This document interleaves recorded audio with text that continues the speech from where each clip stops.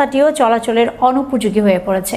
অথচ এই রাস্তা দিয়ে প্রতিনিয়ত যাতায়াত করেন ইউনিয়নের শিশু, বৃদ্ধা, প্রসূতি নারী, অসুস্থ রোগী ও মসজিদ, মাদ্রাসা, স্কুল, কলেজগামী হাজার হাজার মানুষ। আসলে খুব ভয়াবহ অবস্থা হয়েছে, যার কারণে এখন পর্যন্ত মানুষের যাতায়াতের ব্যবস্থা খুব খারাপ অবস্থা হয়েছে।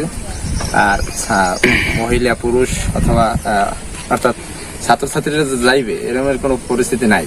বৃষ্টি হলে আস্তে আস্তে রাস্তার আরো খারাপ হইবে।